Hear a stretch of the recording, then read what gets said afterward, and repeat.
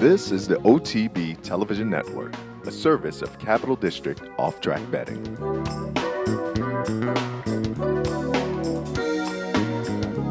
Shared Belief in fourth footbridge on the inside. Shared Belief now hooking to the outside in the black cap. And Shared Belief, can he give away the ground and still beat them? They come for home, and here's Shared Belief on the outside. Fed Biz trying to keep him at bay. Fed Biz and Shared Belief. Footbridge joins the fray down at the rail. A desperate finish. Shared Belief on the outside. Fed Biz. Shared Belief going to just keep his unbeaten record. Yes, he has. Shared Belief, 7 for 7.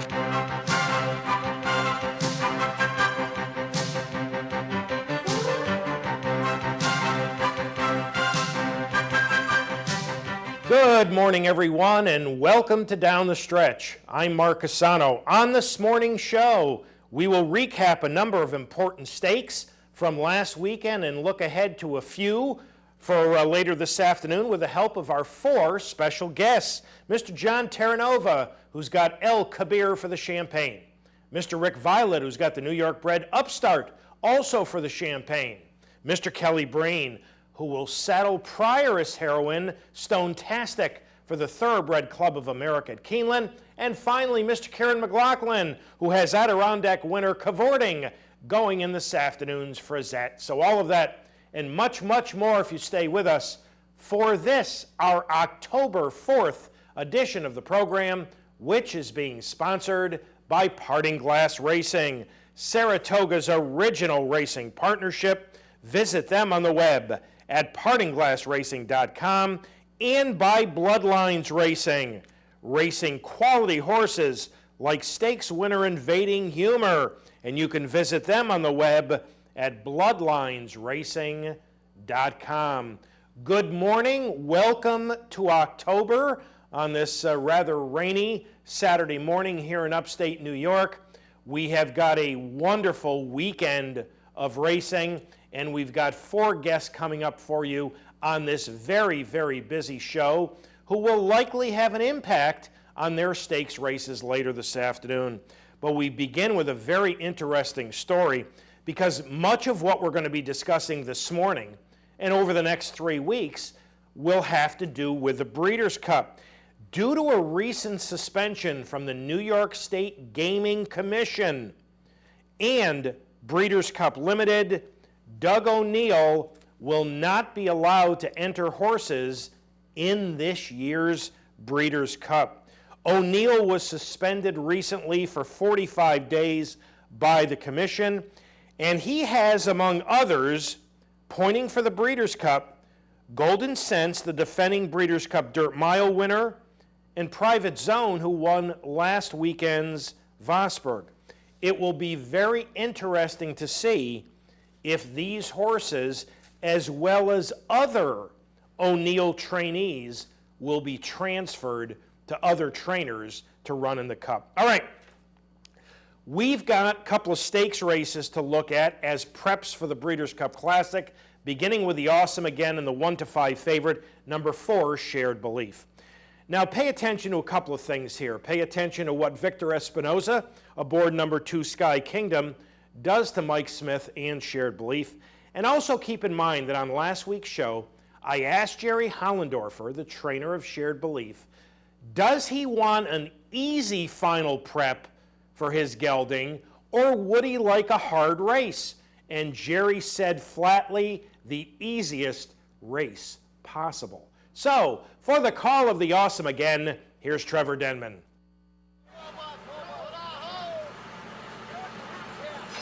And away they go. Along the inside, Fed Biz and Sky Kingdom came out well. Shared Belief right up alongside of them. Mystery Train in the red colour's going to have to go 4 wide as Footbridge settles into 5th. They followed by Majestic Harbour second last, and Imperative quite content to drop in at the back, gives them 8 length start. They head past the 7/8 and Fedbiz hugs the rail. Meanwhile, Sky Kingdom has floated Shared Belief wide into the turn. So while Fedbiz hugs the rail, it is Sky Kingdom carrying Shared Belief wide on the turn. There's Mystery Train in the red colours now going up second. 4 of them in a line means Shared Belief 4 wide into the first turn. Then back to Footbridge. Imperative now moving closer as only 4.5 off the leaders. Majestic Harbour at the back of a fairly compact field. They go to the half-mile pole. The long shot Mystery Train now ensures they keep up a good pace. Fedbiz right there second. Then comes Sky Kingdom. Imperative sent along on the inside. Shared Belief on the far sides. Had to go the farthest of all. Shared Belief now 5 wide as they go into the turn. Then Footbridge and Majestic Harbour. 3/8 of a mile to go, and Fedbiz had the rail trip throughout. Mystery Train under pressure. On the far side, Imperative. Shared Belief in 4th. Footbridge on the inside. Shared Belief now hooking to the outside in the black cap. And Shared Belief, can he give away the ground and still beat them? They come for home, and here's Shared Belief on the outside. Fedbiz trying to keep him at bay. Fedbiz and Shared Belief. Footbridge joins the fray down at the rail. A desperate finish. Shared Belief on the outside. Fedbiz. Shared Belief going to just keep his unbeaten record. Yes, he has. Shared Belief 7 for 7. Despite being herded out toward Pasadena, Shared Belief remained unbeaten by outgaming Fedbiz by a neck to capture the Awesome again.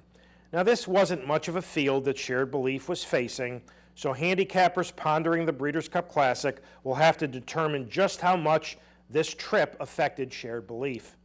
And since he had about as far from an easy final prep as one could have, will that impact his chances in the Classic in 4 weeks? Now, runner-up Fedbiz, who ran very well, will likely come back in the dirt mile. Now, the stewards took action against Victor Espinoza, whose ride aboard last-place finisher Sky Kingdom was not exactly a thing of beauty. Espinoza has been suspended for 7 racing days and will not be able to ride in stakes races this weekend at Santa Anita. Up next, the Jockey Club Gold Cup, and finally, we get a chance to see the 3-year-olds face their elders. The 3-year-olds, Tonalist number 8 and Wicked Strong number 3, were both 3-1. Older rival Zevo number 4, he was 4-1, while Moreno number 11, burdened with a very difficult post, was 5-1. For the call of the Jockey Club Gold Cup, here's John Imbriel.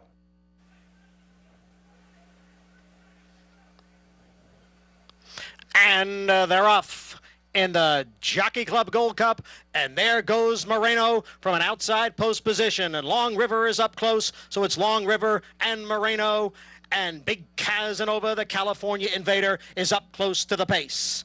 Speak Logistics is racing in 4th.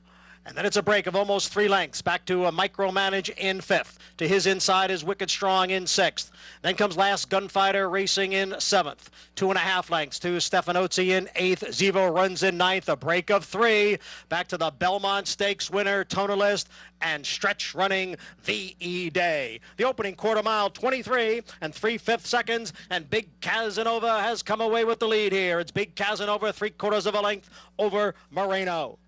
Down at the rail is Long River. Wicked Strong is in between horses. Speak Logistics is on the outside in 5th. The half one in 47-2. A break of 3 to Micromanage running in 6th. Last Gunfighter is 7th. Zevo to his inside in 8th. Then it's the trio of Tonalist, Stefanozzi, and V.E. Day. Oh, and unseating the rider there on the turn was Wicked Strong. Wicked Strong unseated jockey Rajiv Mirage. So there's a loose horse in the middle of the pack as they go around the far turn. Big Casanova is the leader. Long River. And on the inside, Moreno. They're together, 2nd and 3rd. Perhaps a dicey situation here with that loose horse. Farther back is Big Zevo. V.E. Day is making a run along with Tonalist and Stefanozzi. They're coming for the quarter pole. And 3 of them across the track. Long River, Moreno, Big Casanova now dropping back. Here comes Zevo. V.E. Day on the outside. Tonalist looking to come on through. They're coming down for the 8th pole. and it is Long River. And Tonalist now moves to the outside and has some run. Long River and Tonalist and Zevo with a 16th to the wire. And it's going to be Tonalist returning to the scene of his Belmont Stakes victory to capture the Jockey Club Gold Cup. Tonalist, Christophe Clement, Joel Rosario thrived once again at Belmont Park, rallying from far back to capture the Gold Cup by a comfortable length and 3/4 over Zevo. With 52-to-1 shot, Long River a surprisingly good third. Terrible looking spill when Rajiv Marat went down when Wicked Strong was cut off by Junior Alvarado and Moreno. In a race which favored closers,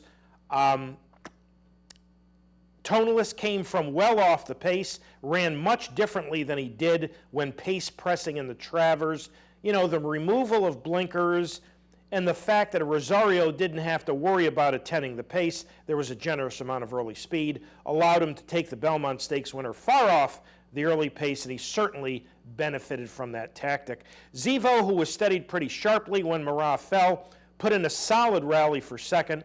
Both the winner and the runner-up are being pointed to the Breeders' Cup Classic, as is Moreno, you know, who was a pretty respectable fourth from a very difficult post position before being disqualified back to ninth. Now, the New York stewards took action against Junior Alvarado, who steered Moreno right into the path of Wicked Strong, causing that one to stumble and unseating Marat. Alvarado received a 15-day suspension, which I understand he will appeal. Now, Rajiv Marat was really pretty fortunate. He did undergo surgery for a broken right arm earlier this week. Things went well. As I understand it, he is going back to the doctors in about a week and a half to be reevaluated. There is a possibility, can't say it's likely, but there's a possibility he could ride in the Breeders' Cup, and that would be great. As for Wicked Strong, fortunately, he is doing fine, but according to his trainer, Jimmy Jerkins, is done for the remainder of the year.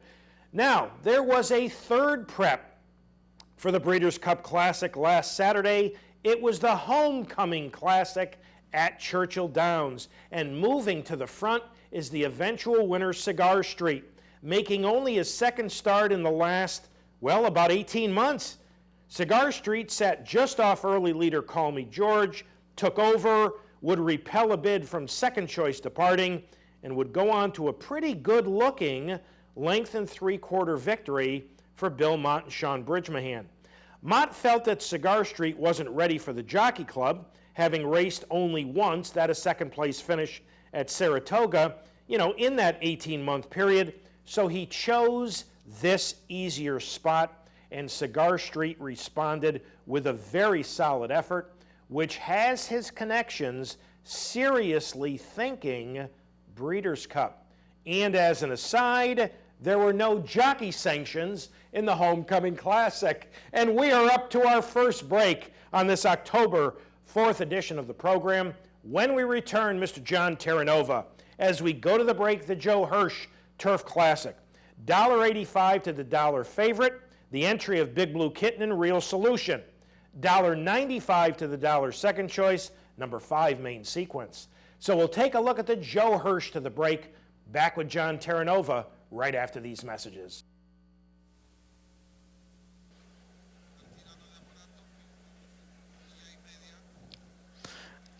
And they're off. From the inside, Twilight Eclipse and Imagining. And on the outside, there's Real Solution and Medal Count. As they come by the stands for the first time, it's Imagining with a narrow lead over Real Solution. Medal Count races in third, and Twilight Eclipse is next in fourth. Main sequence fifth in the early going, with Big Blue Kitten in sixth, and Hangover Kid, the long shot, is the trailer in seventh.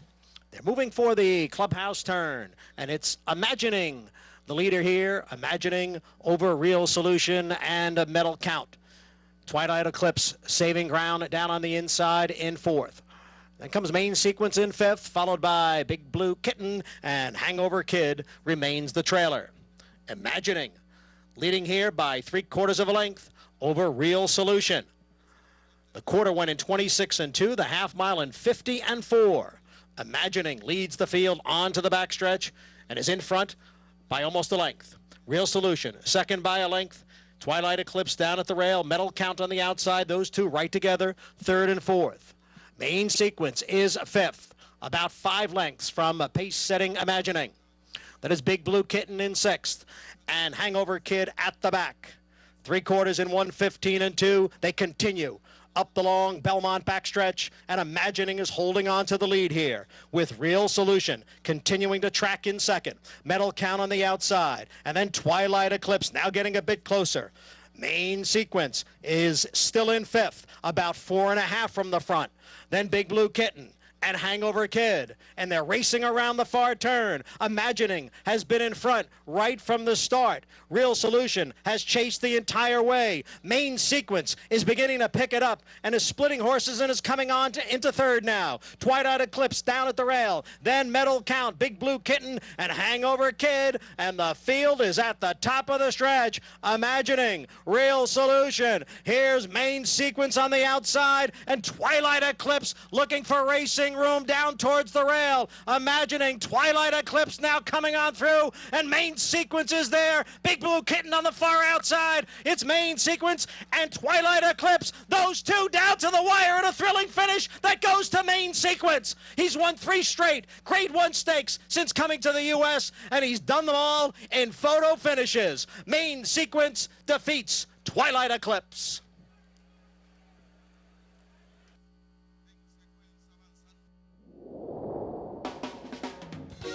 This is the OTB Television Network, a service of Capital District Off-Track Betting.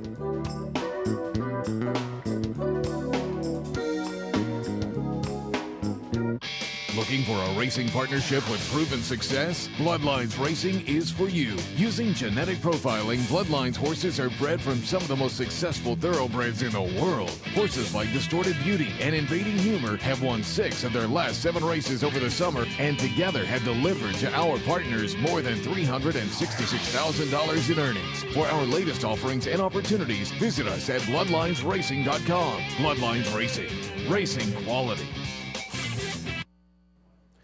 Welcome back to Down the Stretch, everyone. I'm Mark Cassano, and Main Sequence for Graham Motion and Rajiv remains unbeaten in 3 Grade 1 stakes in the United States by capturing the Joe Hirsch by a neck over Twilight Eclipse. Pace-setting Imagining finished third. Our first guest this morning will saddle impressive Saratoga maiden winner El Kabeir in this afternoon's Grade 1 Champagne. We welcome back to Down the Stretch Mr. John Terranova. John, welcome back to the show. Thank you, Mark. Good morning. Nice to have you as always. John, as our audience takes a look at the debut of El Kabeir back on August 14th, and for our audience, he is number 3 in here. Talk to us about how he had trained up to his debut. Well, we had him ready when we left Belmont to ship up to Saratoga. He got up to Saratoga and he was coughing for a couple of days. Didn't really, make much of it, but I decided, we were going to run him in one of the first couple of maiden races up there. So he got over there. There wasn't really anything, and we just decided to kind of find our rhythm up there. It's a bit of a high-energy colt, so, it took a couple of weeks just to settle in up there and find our rhythm again with him, and he breathed well, and, we decided to enter him in the 5 furlong race first out. Knowing, he's probably a horse that wants, would want more ground in front of him. But he ran really well. I mean, he got taken out at the break, and I thought he ran a very good internal race. He stayed on inside, he cut some dirt, and galloped out well, and really came back well out of the race. So, then, of course, it was a quick turnaround entering back the last weekend of Saratoga in the 7th furlong race. In a moment, John, we're going to have a shot of him on the screen. Please take a moment to describe him physically for our audience. What's he like? Physically, he's a beautifully balanced colt, very athletic. He's not a big horse, but he's not a little horse. He's just got everything in the right spot. He's got a great hip on him, great shoulder, very athletic, great mover over the track, very light on his feet. Seems to get over the ground with relative ease, everything he does, whether it's galloping, breezing, every day he trains out there. So, he's really well put together. You mentioned a little earlier he was a little bit high-strung early on. What's he like mentally? Well, I think he's fine mentally. He's just got a lot of energy. He loves to train. You have to make sure you do enough with him. He gets a lot of pent-up energy. So once you find that balance with him, he's relatively smooth. I mean, he knows what he's doing out there, and he enjoys going out every day and training. I mean, he's really, and then he comes back to the barn and he switches right off and goes in the stall, eats up every night, sleeps well, very relaxed around the barn. But, once he's on the track, he'll walk out there and stand forever. And then, once he gets into his training rhythm, there's a lot there. Well, his debut certainly did him a lot of good, because here's his last start when he broke his maiden so impressively at Saratoga. For our audience, he is number 5. John, talk about this performance. Well, this is just, like I said, the first race really put him into focus, I believe. And we were going to, initially wait to get back to Belmont and run him, but he was just doing so well, and everything just seemed to fall into place after that first effort. And I just had no choice. We had to enter him and take a look. And he spooled well. He did everything well that week going into the race. And we decided, let's go ahead and run him. And it worked out fantastic. I mean, everything that we were seeing, all the signals he was giving us were right, and he sure showed it. Yeah, it was only 16 days between his races at Saratoga. So in your opinion, focus, that's what he, for the most part, that's what he got out of his debut. That's what led to this impressive second start. Yeah, I believe so. I mean, that first race was, you can chalk it up to like a final workout, final big workout that really just put everything into place, mentally and physically. And since that race, it's been more of the same. Everything's been headed in the right direction as far as he goes mentally, physically, and we couldn't be happier. Yeah, it certainly looks, at least on paper, that he's been working awfully well up to the Champagne. 3/4 and 12 and 2 breezing, 5/8 and 59 breezing. Are you extremely pleased with those works? Oh yeah, they were all done the right way. He does them with relative ease, and he finishes up well in hand, plenty left. Never really exerting himself fully, and he's just done everything right. Everything push button with him now, and he couldn't be coming into the race any better. Likelihood of a wet track, as well as the inside post going a mile. Your thoughts on those factors? Well, he's galloped over the off track several times, and like I said, he's a great moving horse. He's real light on his feet. He gets over just about any ground, whatever the track conditions are like, with relative ease. So I don't see it being a factor. Of course, until you run them over at one time, you just don't know how they're going to do. But right now, given knowing the colt and knowing the way he trains and the way he moves and how he gets over the ground, it's really not a concern at this point. Of course, we're going to find out for sure in a little while. John, I think you had him nominated for both the front runner at Santa Anita as well as the Breeders' Futurity. Both of those 2-turn races. Why'd you opt to stay at home for the Champagne?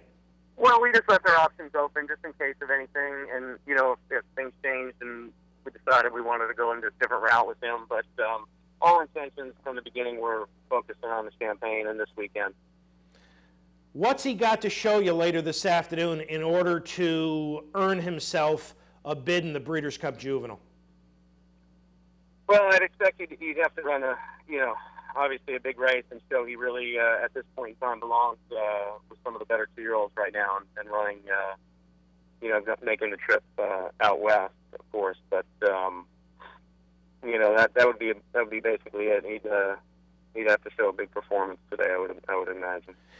And finally, before we let you go, in this afternoon's finale, which has been moved to the main track, you run the MTO, the Fixer. He's going to debut for you later. Tell us a little bit about him. He's okay. He's a gelding. He's a big kind of gangly colt, and he's ready to get started. He's been training well. We've had him for a while now, so big, strong Troy colt, gelding. Moves well. Not sure how he'll handle the off track, but looks like we're drawing to a nice spot here for his debut, and we're looking forward to getting him started as well. I think he could be okay. John, as always, we appreciate your time. Thank you so much for having joined us this morning on Down the Stretch, and all the best later this afternoon in the Champagne with El Kabeir. No, thanks so much, Mark. I appreciate it. Thank you, John. John Terranova, ladies and gentlemen, and we are up to our next break. When we return, Mr. Rick Violette will join us as we go to the break, filly and mare turfers in the Flower Bowl. 6-5 favorite, the classy Stephanie's Kitten, number 9. So we'll take a look at the Flower Bowl to the break. Back with Rick Violette right after these messages. They're in the gate.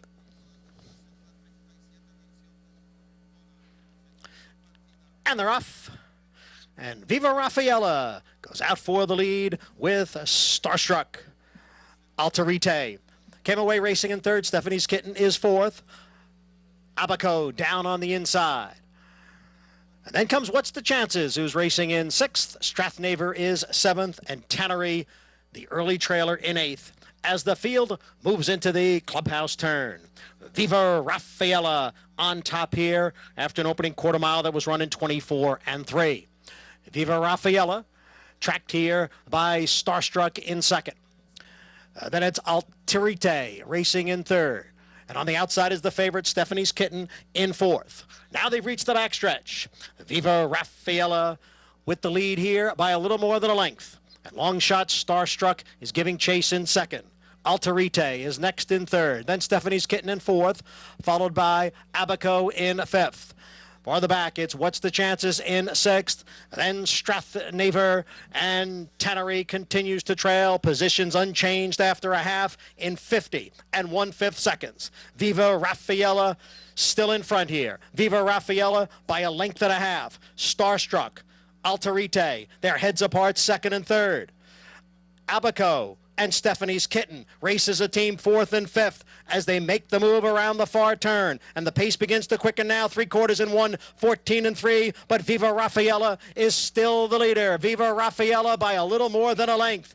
Alterite on the inside of Starstruck. Stephanie's Kitten is right there in fourth. Then it's Abaco on the outside, Tannery. Strathnaver's looking for some racing room. What's the Chances is eighth. There in the stretch here, Viva Raffaella and Stephanie's Kitten. Stephanie's Kitten now to the front. Viva Raffaella, Abaco, Stephanie's Kitten with the lead. Abaco giving chase. Stephanie's Kitten has won the Flower Bowl. Abaco up for second. Pace setter Viva Raffaella, and What's the Chances?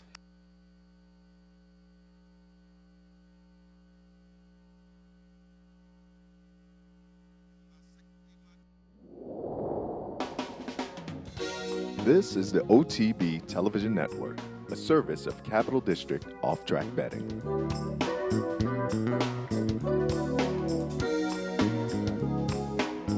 The big day is here. You've told everybody. You've dressed the part. Your heart is pounding in your chest. Your horse is rolling down the stretch. He's coming. He's closing. He's the winner. You're a winner with Parting Glass Racing. PartingGlassRacing.com. PartingGlassRacing.wow.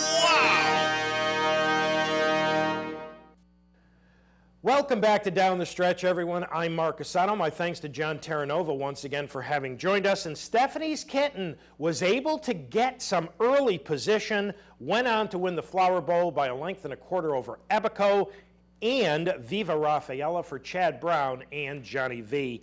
Our next guest has been pointing for today's champagne with a New York-bred Upstart, a two-time winner at Saratoga. We welcome back to Down the Stretch Mr. Rick Violette. Rick, Mark Casano welcoming you back to the show. Glad to be back. Usually it's good news. Yeah. Rick, we are about to take a look at a piece of Upstart's debut back on August 15th at the Spa. For our audience, he is number 4, fifth on the rail. He was a little anxious here running up into horses. Rick, tell us, how had he trained up to his debut?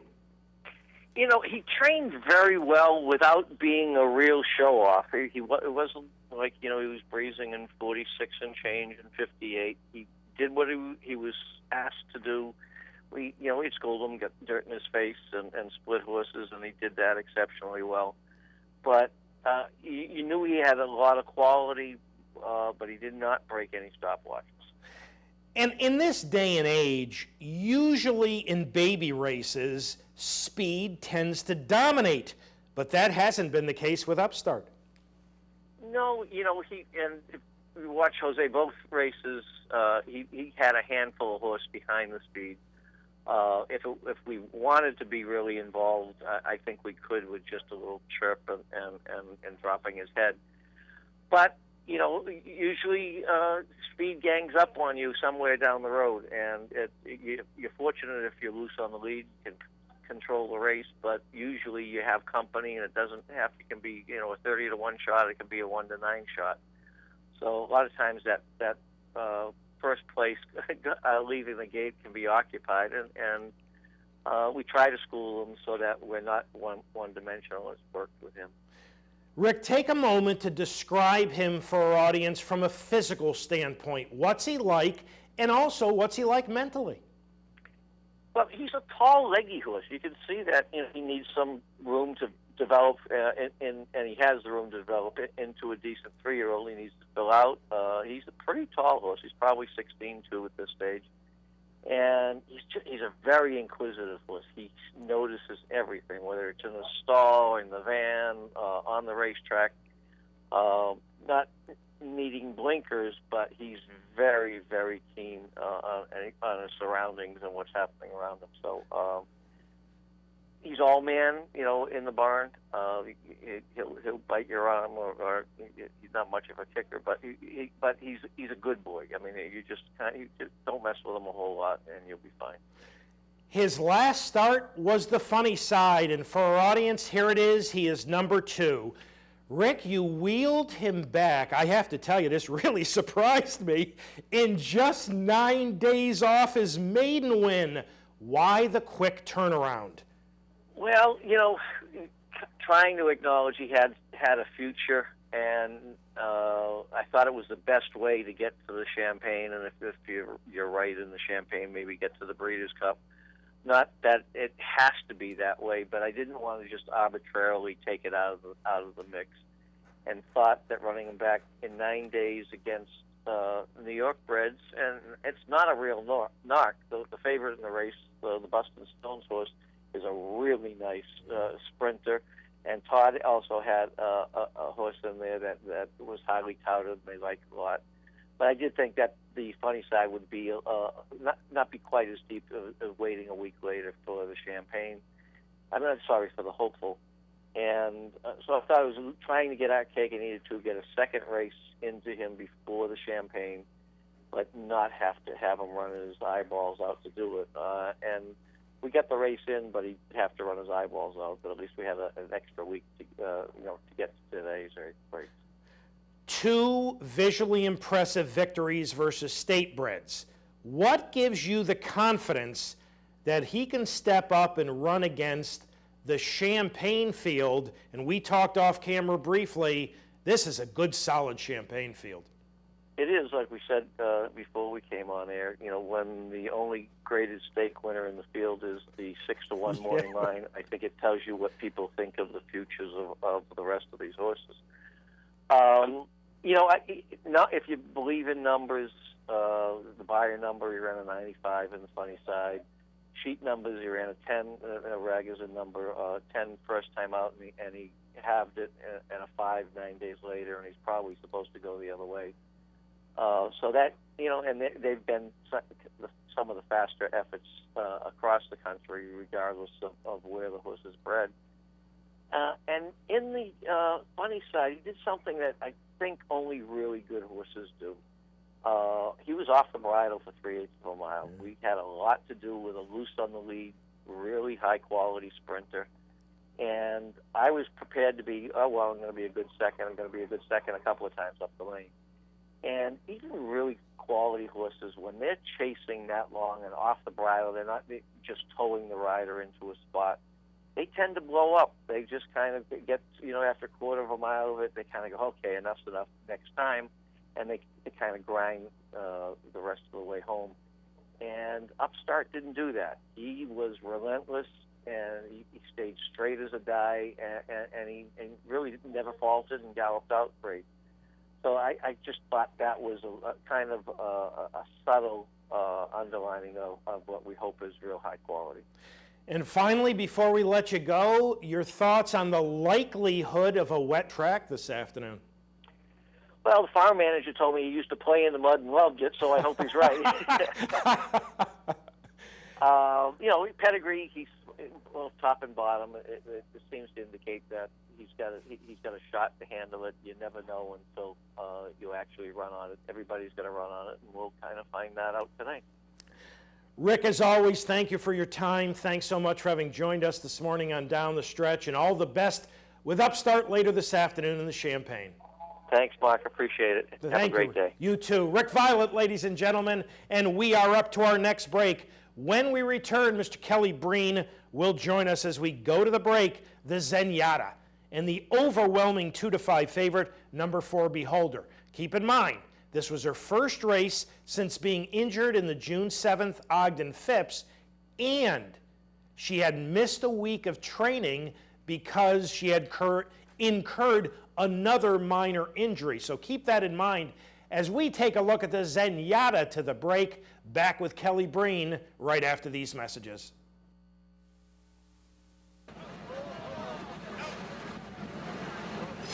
And away they go, and Ayatapa missed the break. Ayatapa was slow to get going. Tis Midnight, meanwhile, hopped away fast and goes straight to the lead. Tis Midnight being followed by Hilwer. Beholder is on the outside. Ayatapa quickly making up that ground on the inside, has gone right up behind the leaders now. They weren't in a big hurry early, and Ayatapa made up that ground relatively easily. And Wittgenstein trails. 4 lengths would cover them all.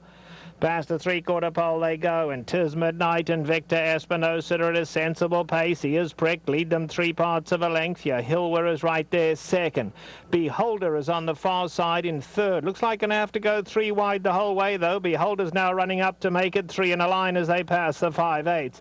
Meanwhile, Ayatapa is hugging the rail, only 2 lengths off these leaders, and the long shot Wittgenstein last, but only 5 lengths would cover the lot. They have a half mile to go in the Zenyatta, and it's 'Tis Midnight kicking on for home now as Hilwer runs up alongside. Beholder is on the far side. Only a length separates those 3. Ayatapa just waits for room, and now it's 5 back to Wittgenstein. So they start to turn the pressure on in the Zenyatta now. It's 'Tis Midnight on the inside. Beholder now coming to take them on. Ayatapa on the inside, and Hilwer. They're at the top of the lane, and Beholder now takes the advantage. And it's Beholder with the lead as they turn for home. Hilwer on the outside. 'Tis Midnight. Ayatapa's had a tough time today, battling on gamely. Past the 8th pole they come, and Beholder's still the leader. Beholder in front by just under 2. 'Tis Midnight tries to re-rally. 'Tis Midnight coming to stretch Beholder, but Beholder's class will carry her through. And Beholder and Mike Smith have won the Zenyatta 3 parts of a length to 'Tis Midnight. Ayatapa had to settle for third. Then came Hilwer, and Wittgenstein was last.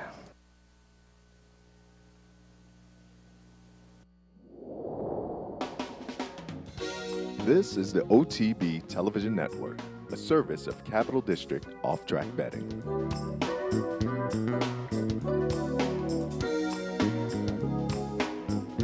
Funding your Capital OTB bet account is as easy as 1, 2, 3. 1. Easy Money. Clearly the fastest and easiest method of depositing funds into your account. Make deposits or withdrawals in just minutes. 2. Green Dot Money Pack. Gives you instant access to your funds. Green Dot Money Packs are available at thousands of retailers nationwide. And 3. MasterCard Visa. Simply click on the link from the funding page, enter your account information, and fund your account. CapitalOTBBet.com. Log on today. Face it, most horse racing websites are just too much clutter, too much to navigate through. Next time, log on to CapitalOTB.com. Our newly designed website is easier than ever to use, with all the information the professional horse player needs. CapitalOTB.com. Welcome back to Down the Stretch, everyone. I'm Mark Cassano. My thanks to Rick Violette once again for having joined us. And dual champion beholder for Dick Mandel and Mike Smith, obviously in need of a return, gets the job done in the Zenyatta by 3/4 of a length. Our next guest sent out a filly that I really liked in the Prioress at Saratoga. That filly, Stonetastic, will start later this afternoon in the Thoroughbred Club of America at Keeneland. We welcome back to Down the Stretch Mr. Kelly Breen. Kelly, Mark Cassano welcoming you back to the show. Thanks to be back. Nice to have you. Kelly, before we get to Stonetastic, Burn Identity was third in yesterday's Phoenix at the Keeneland. Good enough to go on to the Breeders' Cup or not? That's a good question. I'll have to talk to Halls later on. I know he ran a 92 buyer. Talking with Paco after the race, he felt as if the post position cost us second, having to go down on the inside and just to be a little bit intimidated. He might have hesitated a little bit when he was trying to make his move. The winner was fantastic. I don't know if anybody was going to beat him on that track yesterday, but no decision as of this morning, but we'll find out in the next couple of days. But he came out of the race in good order. All right, let's talk about your 3-year-old filly, Stonetastic. Here is her comeback race on July 27th at Monmouth. For our audience, she is number 3. This is her first start in about 6.5 months. First of all, Kelly, why was she on the sidelines for so long? Well, she just needed a little bit of a break.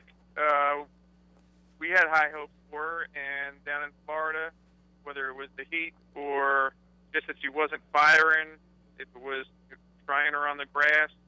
But we didn't think we were going as forward as we would like her to, and just give her a little bit of a break. Well, the break obviously did her a lot of good. Now, I know she didn't beat much in here, but did you expect her to completely dominate the way she did?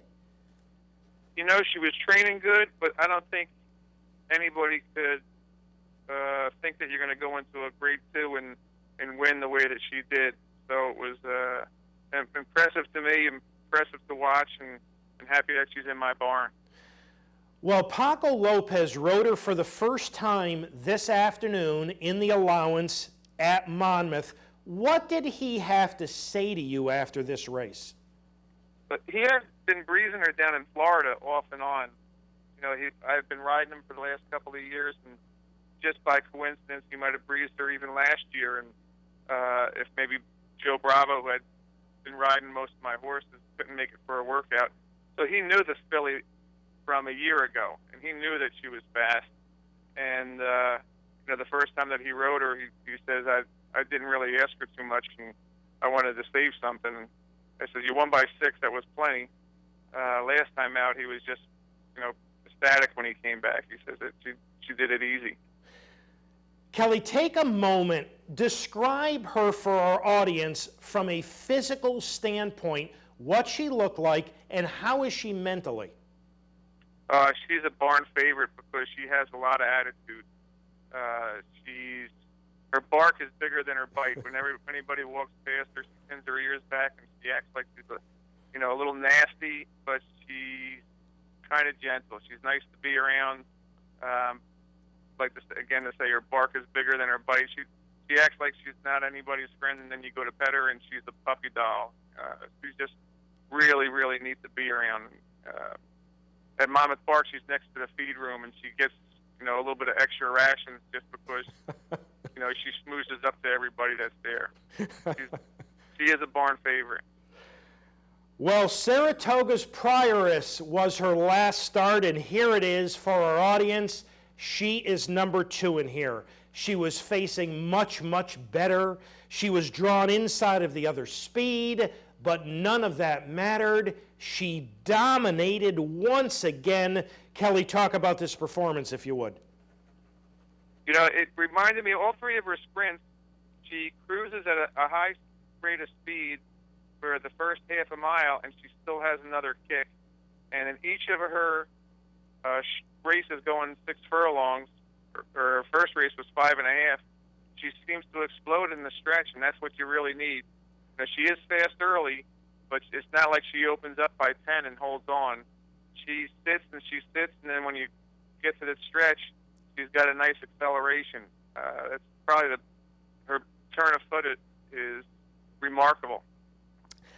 Last year at 2, other than her debut at 5.5 furlongs, all of her other races were 8 or 8.5 furlongs.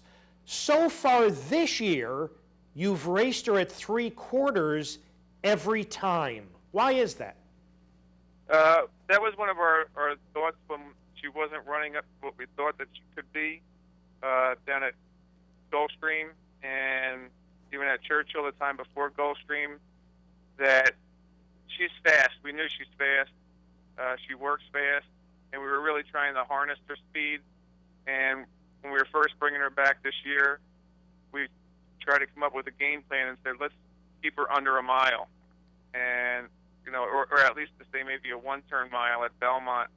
And these horses, these races just happen to come in to a progression, and they're all sprints. So I do believe she can go further, but if we have a sprinter and that's her thing, and right now if we could use this as a stepping stone to get to the Breeders' Cup Sprint, I don't think it's a bad way to go to say you got a really nice, fast sprinter. Now, Kelly, that was going to be one of my next questions. You just said to get her to the Breeders' Cup Sprint. Are you talking about the 6 furlong race against males or the filly? No. Okay. Keep her against her time. Okay. Keep her against fillies. All right. Going So 7-8. right. So that race is 7/8. At this point, she has been dominant at 3/4. What are your feelings about stretching her out against, let's face it, the best competition around, going 7/8 in the Breeders' Cup?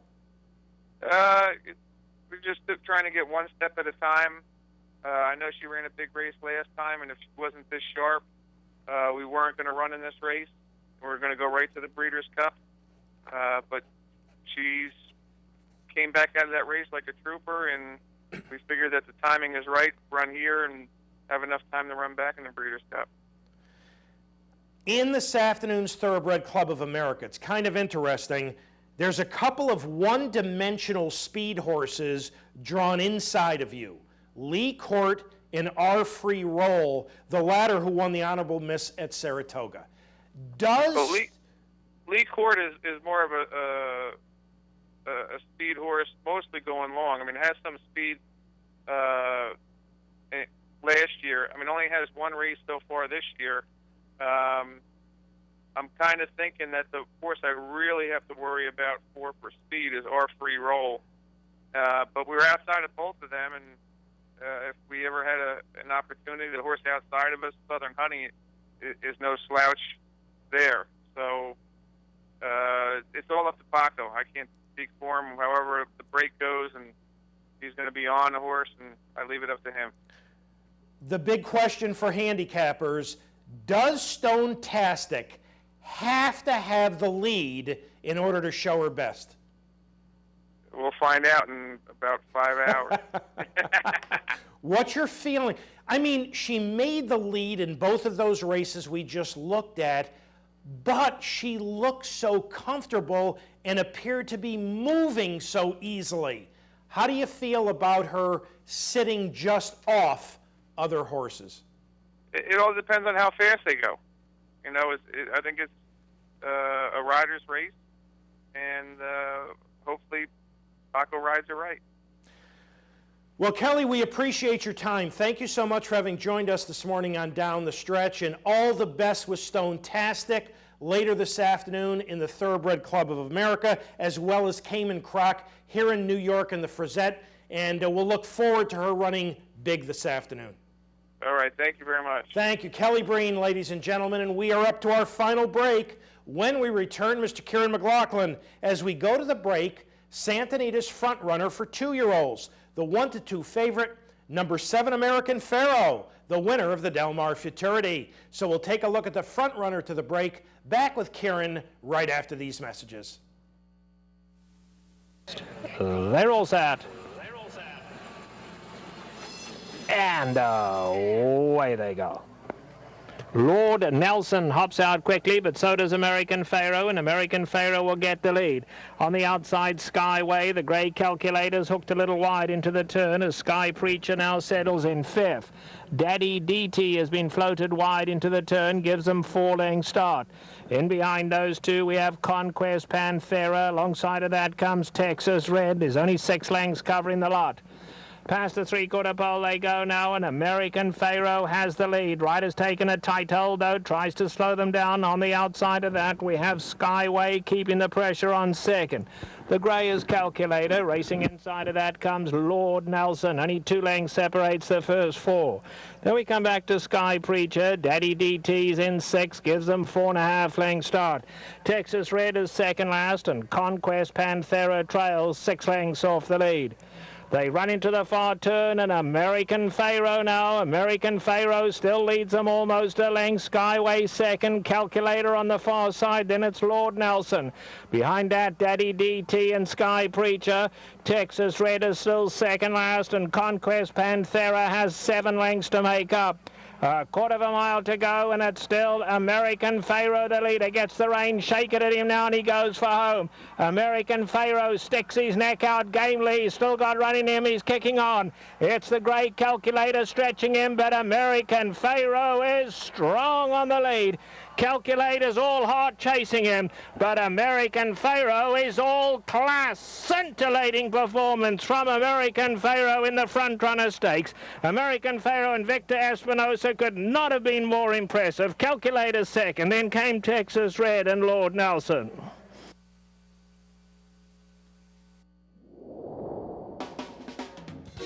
This is the OTB Television Network, a service of Capital District Off-Track Betting.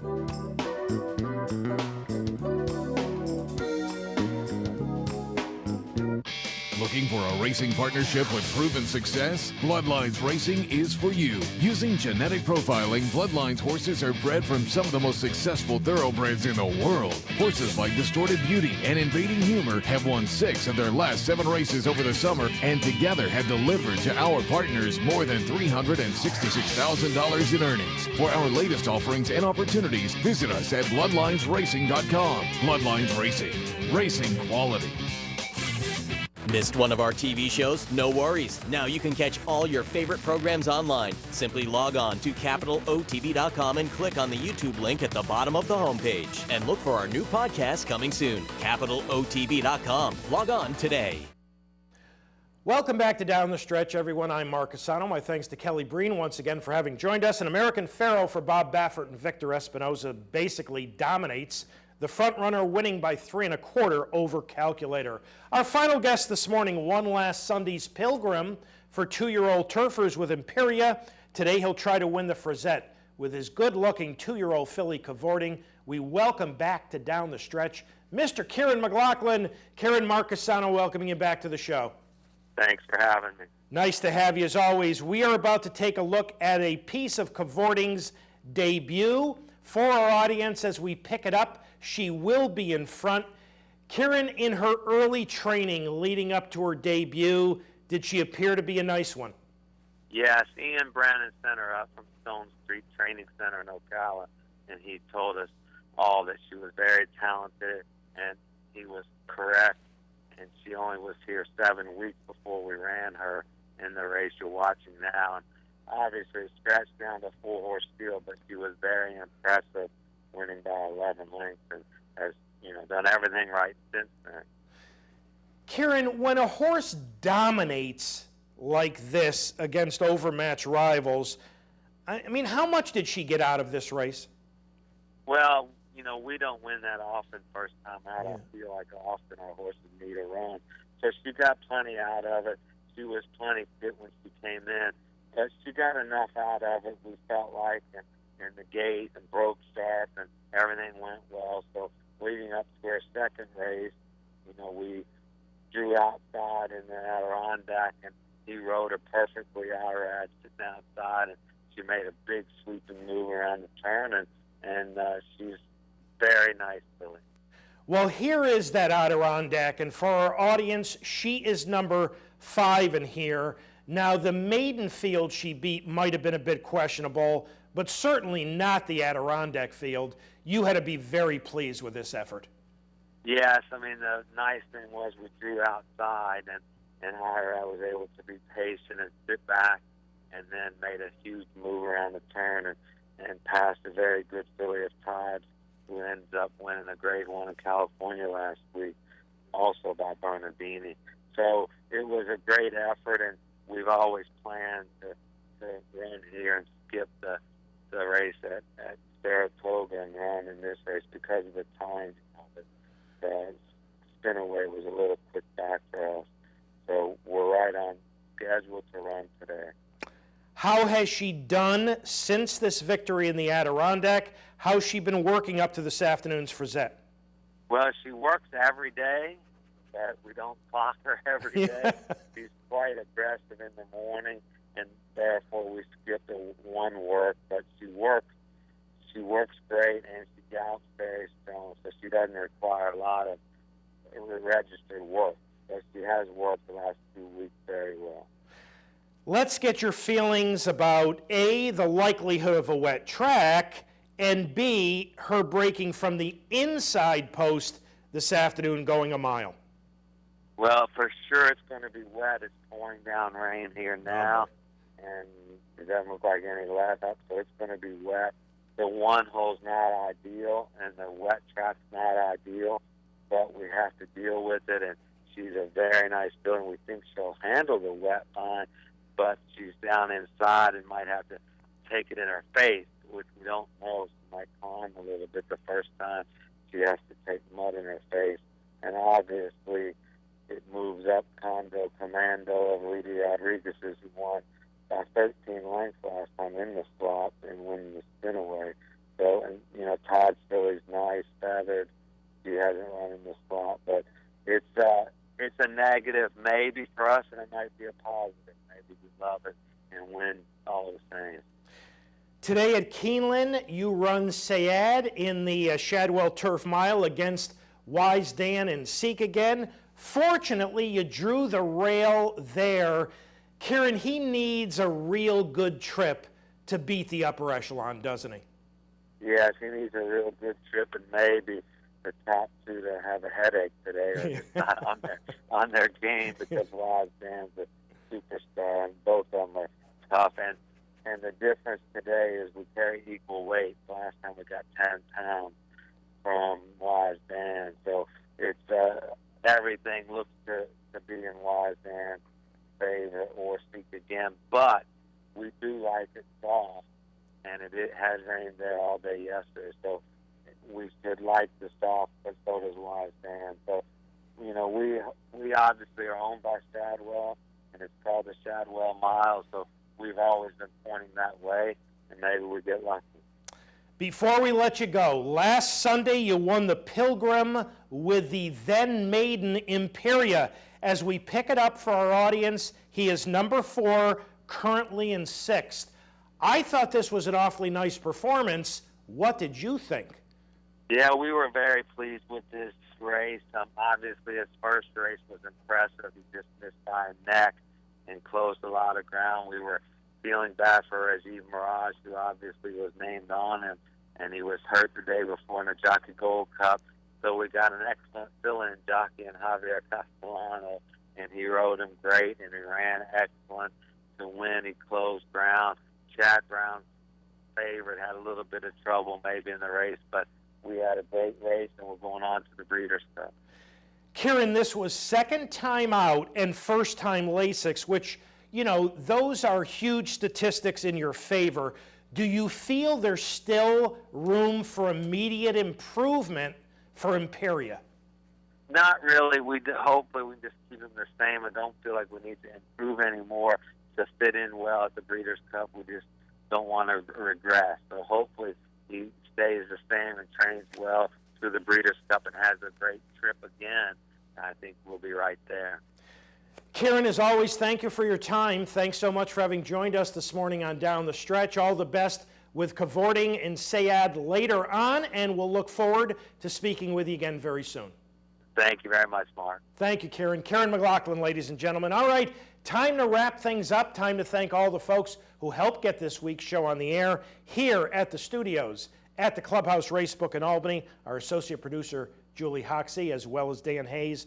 Back in the control room in Schenectady, Pat Peretta directed, Pete Persico on audio. Thanks to our guests, Kiaran McLaughlin and Kelly Breen, Rick Violette, and John Terranova. And thanks to our sponsors, Parting Glass Racing, Saratoga's original racing partnership. Visit them on the web at partingglassracing.com, and by Bloodlines Racing, racing quality runners like invading humor. Visit them on the web at bloodlinesracing.com. And as always, thanks so much to you for having joined us this morning on Down the Stretch. Have a wonderful weekend.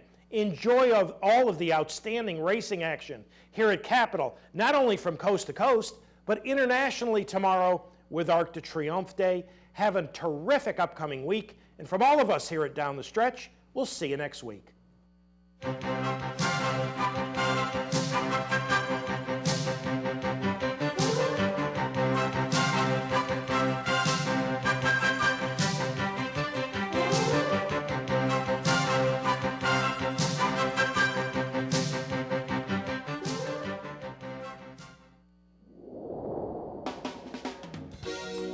You're watching OTB TV, a service of Capital Off-Track Betting.